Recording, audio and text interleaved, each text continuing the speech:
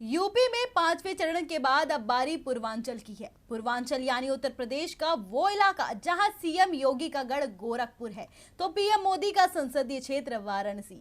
UP की राजनीति में कहा जाता है कि जिसने पूर्वांचल जीत लिया उसने यूपी जीत लिया, क्योंकि पूर्वांचल जिसके साथ जाता है उसके पक्ष में जबरदस्त लहर दिखाई देती है। इसीलिए सभी की नजरें पूर्वांचल की सीटों पर है जहां चुनाव प्रचार का शोर तेज हो गया है। देखते हैं ये रिपोर्ट। उत्तर प्रदेश विधानसभा चुनाव का रंग अब पूरी तरह बदल चुका है। यूपी का चुनाव पश्चिमी यूपी और अवध से होता हुआ पूर्वांचल की दहलीज तक पहुंच चुका है। पूर्वांचल में जिसकी जीत होगी सत्ता उसके हाथ में होगी, इसलिए तमाम राजनीतिक दल पूर्वांचल को साधने में जुटे हुए थे। पूर्वांचल में अपनी पैठ मजबूत करने के लिए आज सपा प्रमुख अखिलेश यादव सीएम योगी आदित्यनाथ के गढ़ गोरखपुर में है। योगी के गढ़ से अखिलेश यादव ने जोरदार हुंकार भरते हुए योगी को अपने घर नहीं बल्कि जेल भेजने की बात की। अखिलेश यादव ने कहा कि अगर योगी आदित्यनाथ के ऊपर दर्ज मामलों को दोबारा से खोला जाए तो योगी आदित्यनाथ की जगह हवालात में होगी, ना कि किसी मठ में। बीजेपी सरकार जनता को बेवकूफ बनाने का काम करती है। मोदी सरकार ने जनता को लूटने का काम किया है।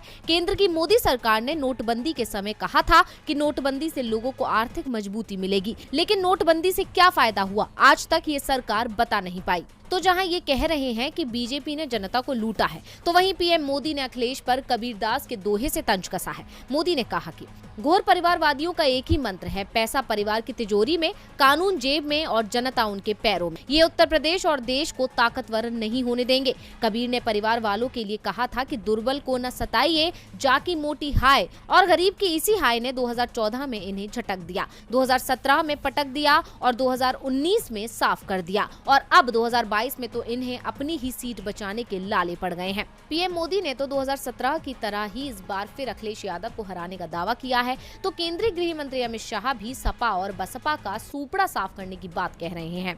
अमित शाह ने आज बलिया में जनसभा को संबोधित करते हुए दावा किया कि 4 चरणों में चुनाव में सपा और बसपा का सूपड़ा साफ हो जाएगा। पूरा पूर्वांचल मच्छर और माफिया से मुसीबत में था। सपा और बसपा ने 70 के दशक में गरीबी हटाओ का नारा दिया था, लेकिन उन्होंने गरीबी हटाने के बजाय गरीबों को हटाना शुरू कर दिया। उन्होंने संकट मोचन मंदिर पर हमला करने वाले अपराधियों के मामलों को वापस ले लिया है। वो सत्ता में आने पर माफियाओं के साथ भी ऐसा ही करेंगे। लेकिन पीएम मोदी ने स्वच्छ भारत अभियान के तहत लोगों को मच्छरों से छुटकारा दिलाया और योगी जी ने उन्हें माफिया से छुटकारा दिलाया।